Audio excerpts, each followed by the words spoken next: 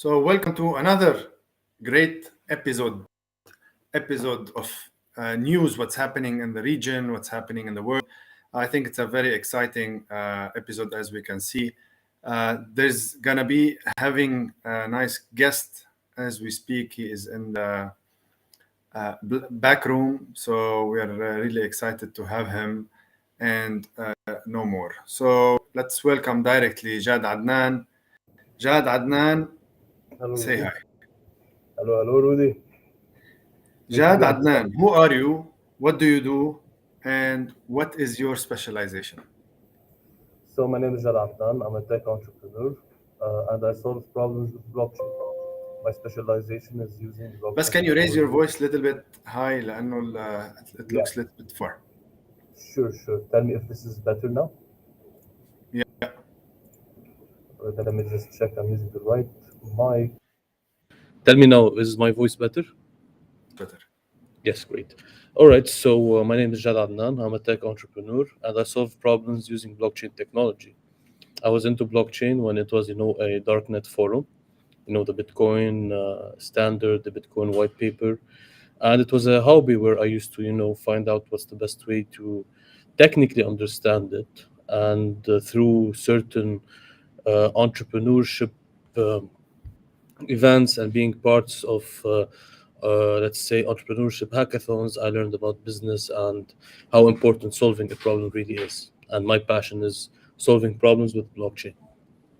And you're a pioneer in the region, one of the Thank you. pioneers that is trying to do miracles.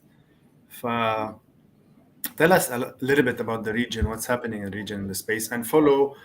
This is Jad Adnan under me, so do follow him. And this is Ether.solutions, the website. Yeah, so thank you very much. Basically what I see it like, I've been in the region for about a year and a half, where and we've met at many events, prominent events there. And the way I saw it is that the region is somehow, and this is something that more of a thing we see, the region is somehow sometimes adopting at a faster rate than the US or other regions globally. Even, like we're seeing certain blockchain adoptions accelerating, especially in Dubai. And we're seeing even the extreme interest in blockchain technology in Saudi Arabia, even though it's not a crypto friendly country yet.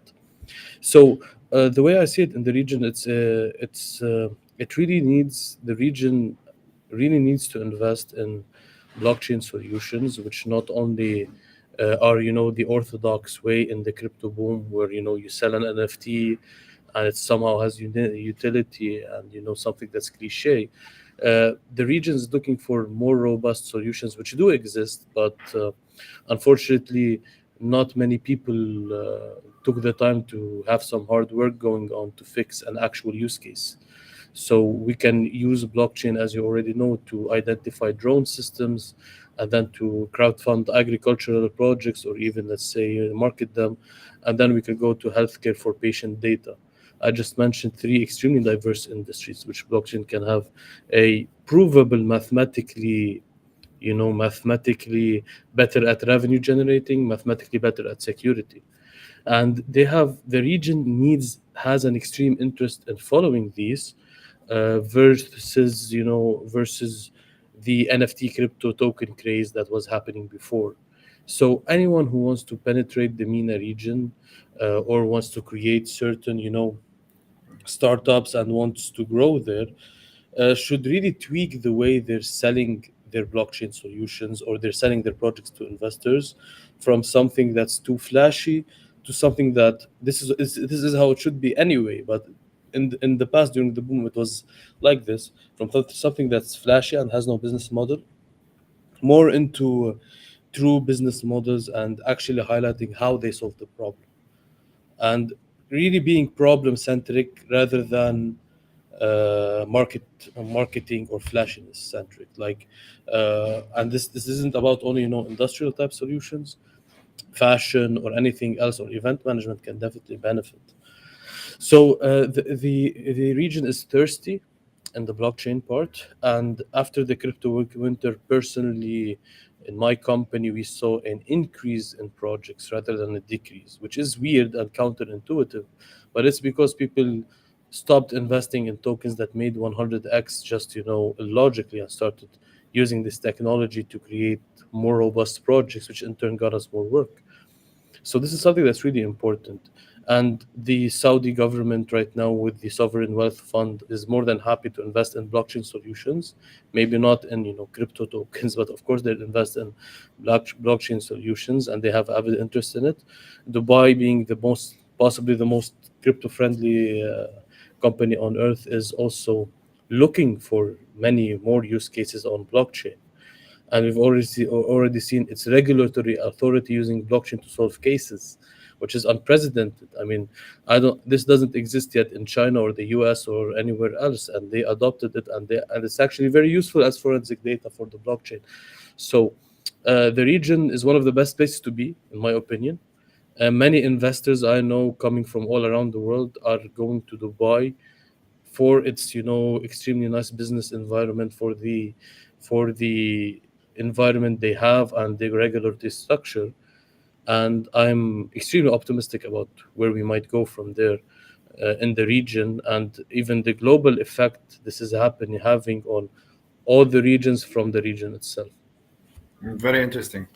You are a young guy. You've been there for a while. What do you suggest other entrepreneurs or other startups founders that they should focus on for more success? I would recommend, for more success in general, that founders and startups should focus on uh, execution instead of waiting for VCs, and um instead of waiting for VCs and So you have the accelerators. idea, start doing it, and then Yeah, the I, I investment would will come. I would say you have the idea. The only source of information is not a book, is not people, is not anyone, it's not me, it's not Twitter. You have something really cool in with the Web3 community, which is unlimited access to communities all around the world through Twitter and Discord. And you can easily test the waters of your idea. I mean, of course, we all know, like reading the book, The Mom Test, to understand how to do the questions, or even you can contact many people who can develop like a rapid prototype for you, and then put it out there and start having people using it. And after you have this, traction, you would be more strong on a level. The thing is, before, when the VCs were investing in many projects, some of which were completely useless, it was a craze, a hype. It was not real, and it might have hurt your chances to get investment. This is funny, but make a few Google searches and find out how sometimes overfunding kills some startups. What I'm saying might sound counterintuitive, but please do your research. Don't listen to me. So this is what I'm telling the people like watching this right now, especially founders. So like you might be lucky to not get investment sometimes. It's kind of weird, but it's true. It's in some cases true, and you need to understand the like what I would invite people who want to create Web3 products. They need to understand how to fit the Web3 hammer to the nail, which is the problem. You can't go on and say I'm going to solve the problem of, let's say, the problem that's not related to something Web3 can solve. You want to create a better user experience on social media and use blockchain. I don't understand, like, how is it better user experience? Please tell us more. So, and this is something really important as well. You need to think in terms of how you can democratize and how you can prove trust to your users. And this is the gold mine there. Like, we never had technologies which can guarantee trust between a client and a program and the software. We now have the ability. Like, the thing is, in Web3 platforms, the value proposition is immutability, transparency, and the ability to connect from anywhere. Like, you don't have a barrier to entry. So I'm going to give you an example of how you would structure the thought process to understand what's the best way to build your Web3 product. So imagine you're going into a gamified, let's say a gamified app. I'm not going to say a game. And this app is telling you when you deposit, you give us 5% fees. All right. It wants to prove to you that it will never take the other 95% of your money. It wants to prove to you that the game is random. There are some randomness to the game, and it wants to prove this to you. In the past, you could not prove it, even if you wanted to. It's impossible. You could not prove it to the client. You might show the client your legal tender, that I will never cheat you.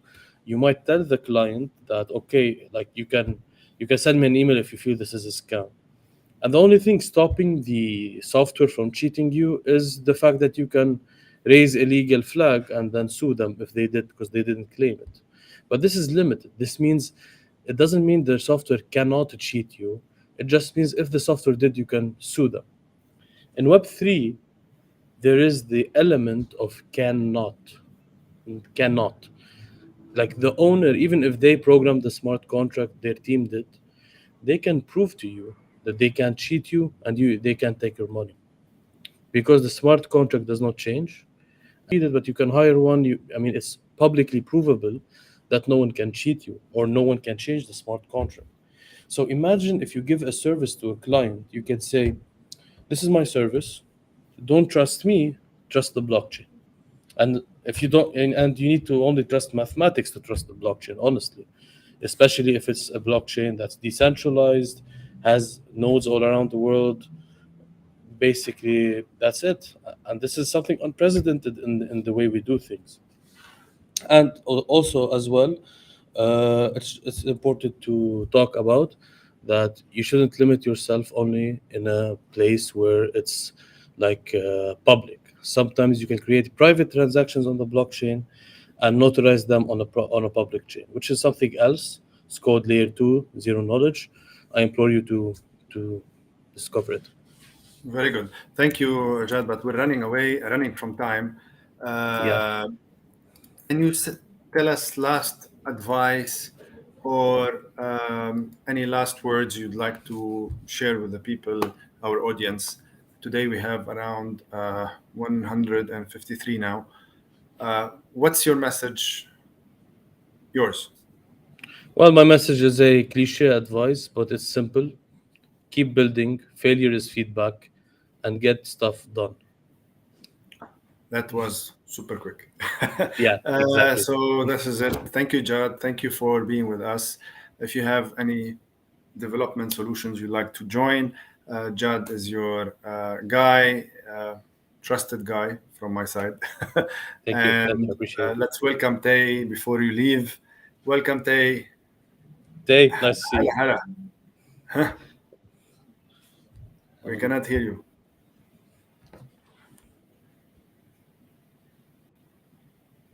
Anyway. One more time. تحياتي لك جاد. تحياتي رودي. I hope you guys Hello. are doing well. And I strongly recommend your advice that failure is feedback, and there is not a perfect time to start. The perfect time to start is just now. Just another startup, just another guy who's fighting for his Flus application all over the place, and then they're doing so far amazing with all of the hassles, problems that is being thrown on you guys, but still you're surviving. So, Jad, thank you again. Thank you for joining. Thank you. Thank you. Thank you, Tay. See you again. Tay. What's up? Week 33. Aywa. We have some very incredible news for this week. 6 major things happened. We are happy to share it with you guys and girls this week, week 33. We're getting closer and closer to the end of the year, but we're going to see some interesting things that we prepared for you for week 33. So let's kick it off. Thank you. One of the major parts that we'd love to talk about is the Women Initiative, Top 25 Women in FinTech, Blockchain, and AI. So we are really keen for more nomination. We're possibly extending this for another month. It was going till September. We're thinking even throwing it even more because we want to give more chances. This is a MENA initiative, Middle East and North Africa. So the more we get, the more it is known. We're getting partners possibly. So we're currently in discussions. that will kind of play a bigger role in this, hopefully, to spread this as kind of an official event and then try to really boom it in the coming few months. So if you know anyone, any woman in the space of AI, fintech, and blockchain who are pushing the ecosystem, pushing other women, training other women, helping out other women, please do point them. Or if you are one of our audience, please do nominate yourself, and we will definitely now put the links in the description below. So let's start with our usual format for this week. There's a lot of news, as you can see. Tay will be summarizing all of this as we speak in few minutes. But our always dear topic to our heart is the amount of fraud that is happening in this space. It's not just about because it is in this space, just because it is super faster to actually launder money or to actually move money. So for the first time, with banking, it needed a lot of checks and balances and so many other controls, and still there was theft of money and so many other things. But now it's much easier. All of this could be automated the minute they have your smart contract signed or they have an email signed. So it is fully digital nowadays. So always do watch out, always do try to take care of your identity, the identity of the people that you are working with, because that's another thing. With the digital world, we don't see each other anymore physically. So that becomes kind of a burden and a problem in the same time. So with that, we're really keen and happy to partner with more people. And then there's a lot of events happening in the Middle East. I'll be in October and November in Dubai, full on taking more than, I think in October alone, there's 18 events by themselves. So far, I'm speaking in 7. So there's a lot of opportunities for interacting or watching a lot of very good quality events. October is really crazy. So future smart cities in Kuwait, ICBM Expo also happening in Dubai, and future cities in Saudi Arabia. Cybersecurity innovation happening in Qatar, Future Bank Summit happening soon, and digital transformation also. And with that, I will go to the round of news. And don't forget to subscribe and share this video. It's very important you support us.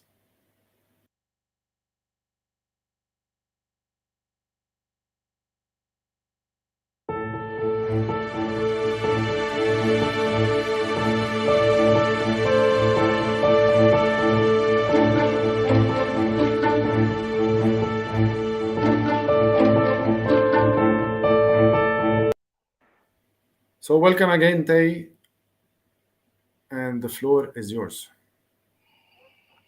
Thank you, Rudy. Good afternoon, everyone joining us right now. We're week 33 in 2023.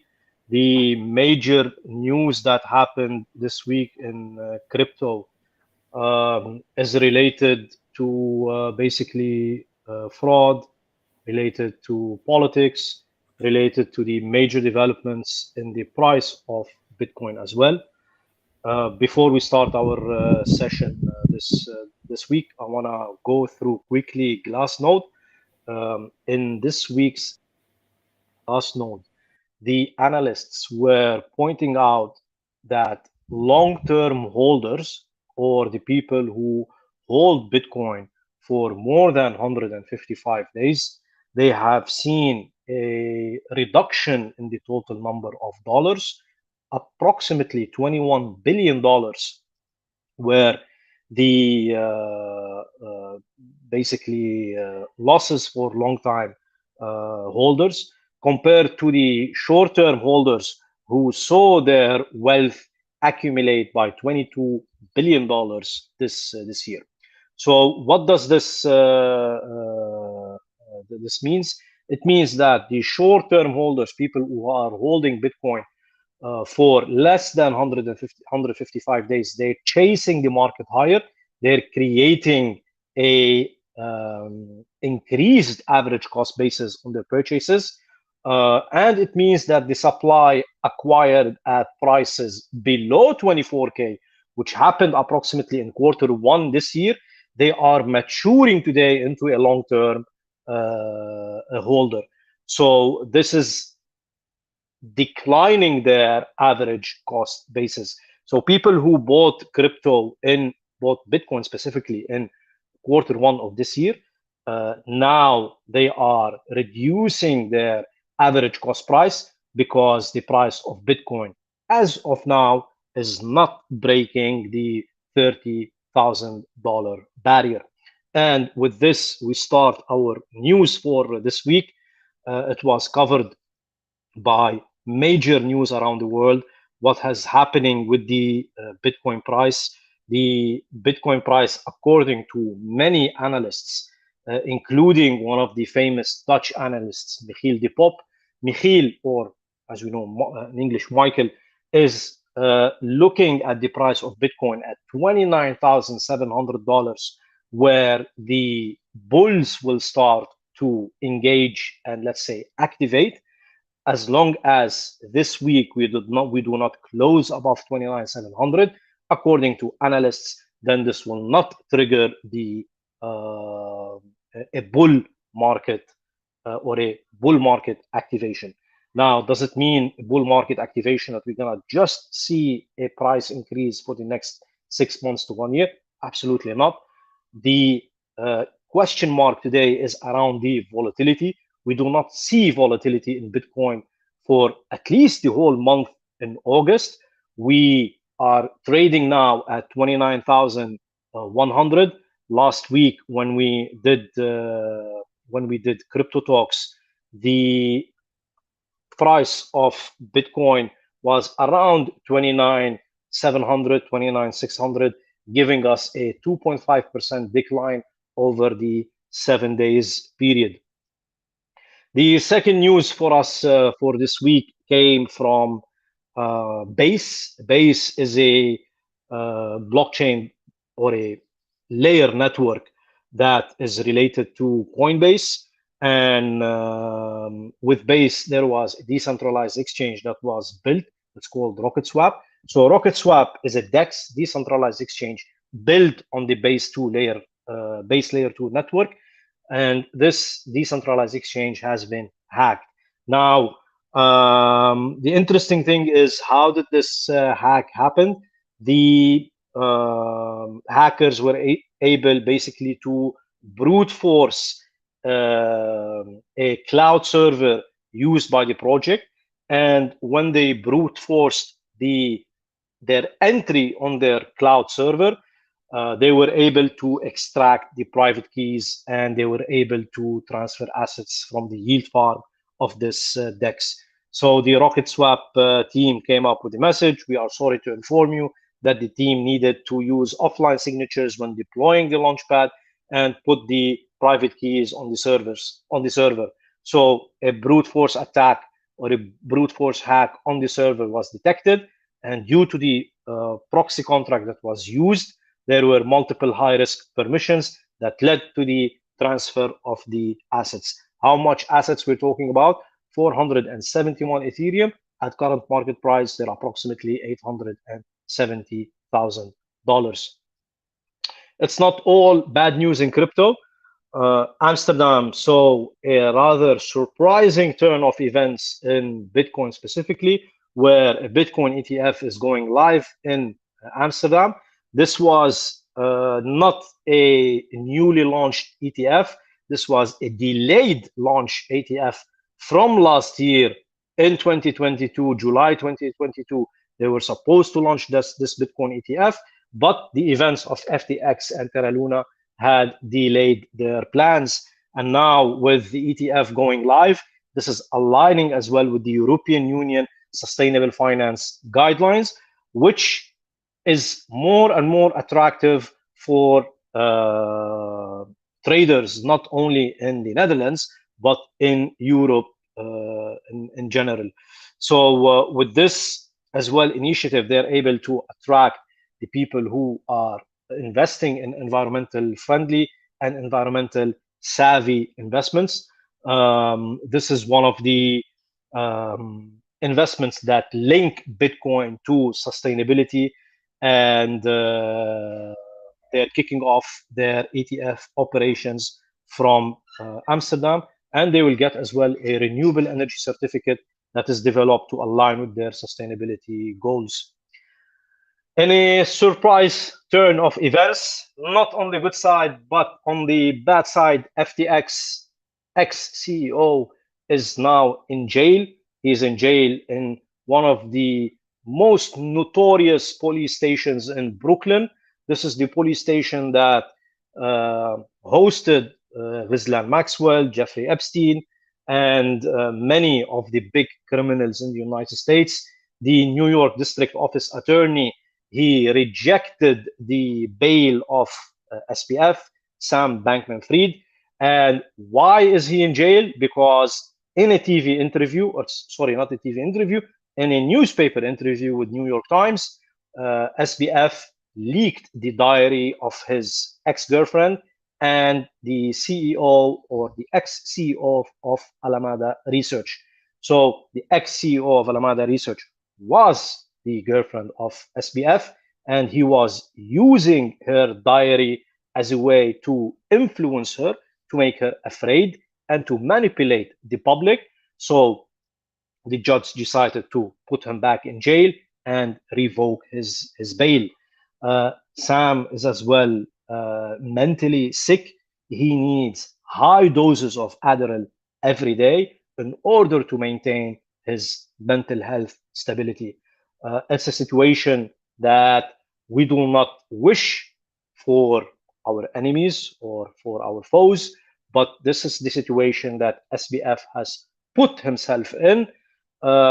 If I was in his shoes, not to say that anybody else should be in his shoes, if I was in his shoes, I would, sorry for the word, shut my mouth, sit at home in Palo Alto, California, where I have access to a swimming pool, I have access to the gym, I'm having a good life in my parents' house instead of going to rant to the newspapers and dig deeper the hole for myself.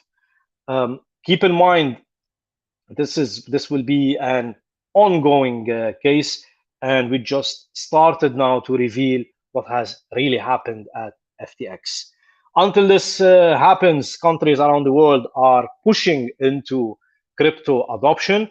It seems that the event of FTX today has wakened up governments and wakened up regulators on the need to issue sound regulations for cryptocurrencies. And this is why Uzbekistan today is permitting 2 banks to issue crypto cards. Capital Bank and Ravnak Bank, they got the approval from the National Agency for Prospective Projects to participate in the digital sandbox for crypto regulation. So they will be able to issue crypto cards, knowing that as Uzbekistan has prohibited companies that are not registered in the regulator or by the government. They prohibited them from doing business. So most of the crypto platforms today operating in Uzbekistan, they are regulated, and this crypto card will give access to Uzbek residents and citizens to integrate their bank account with a crypto exchange and have an automated exchange mechanism between fiat and crypto. This card will be supported by MasterCard, and it will be called Uznex. Last piece of news for this week, it's a character that has been jumping from state to state to defend his innocence on politics manipulation, specifically presidential elections. Donald Trump was or is in our news for this week because according to filings, Donald Trump is a crypto whale and he owns more than $2.8 million in Ethereum in a crypto wallet. According to filings as well, filings, when we say filings, we're talking about the financial disclosures that is submitted by the Office of Government Ethics. The filings or the disclosed documents, they show as well that Trump, he made approximately $5 million in licensing fees from a collection of non-fungible tokens that was introduced by his campaign as part of the candidature for the president in 2024 after losing to Joe Biden in 2020. The value of these NFTs, they definitely has fluctuated, but in the beginning, it rose tremendously, giving him this $5 million in profit. This was our quick news for this week, week 33, and we go back to you, Rudy.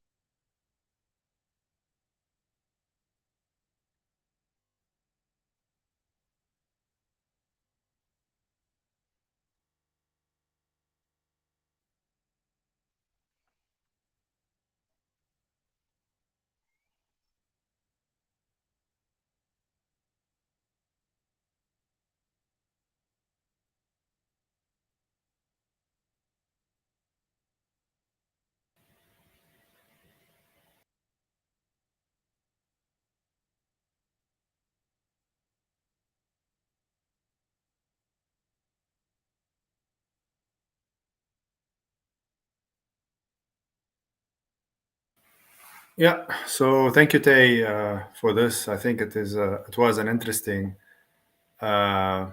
episode. There's a lot of what do they call them? Good and bad news. This week is, I think, what also Trump is, is keen on. I don't know. This was possibly known through his tax papers, right? Usually, Yes, that's this how. was true. This was, I don't think it was known through his tax papers, but it seems that there are filings for something called governments or ethics in government or government of ethics, and they were able to discover those those filings. Regardless, I mean, it is interesting because today Donald Trump is on daily basis on the news. We saw his trial or his upcoming trial in Georgia in the coming 10 days. So everywhere where he is going, he is bringing this attention from the media, and they're trying to find anything on the guy to continue this media exposure. And for crypto, I think it's a good thing.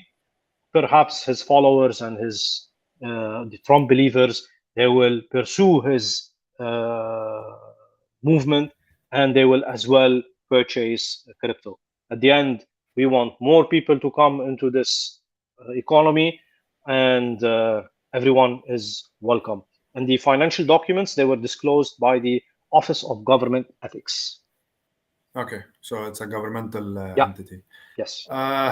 So I'd like to recap a couple of news before we leave. Top 25 women. Don't forget to join the movement. Join and then let others be inspired. Let me paste directly now the link for you guys to join.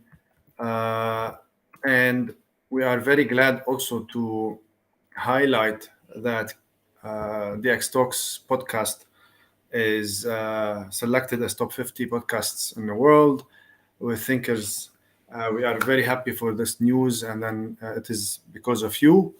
Thank you for that. Thank you, Tay, for being part of this success and being part of the growth of this podcast, because we're also part of the big key. I don't know if there's any questions. Let me check quickly. I only see comments. Oh, okay. John, so ETF is becoming a thing. Obviously, ETF has been a thing as far as I remember.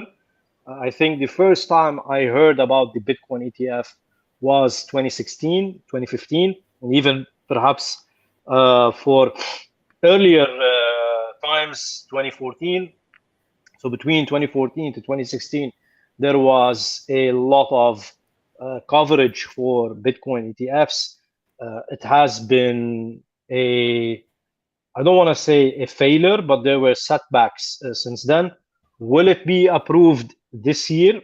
In my opinion, this is much dependent on how will the United States,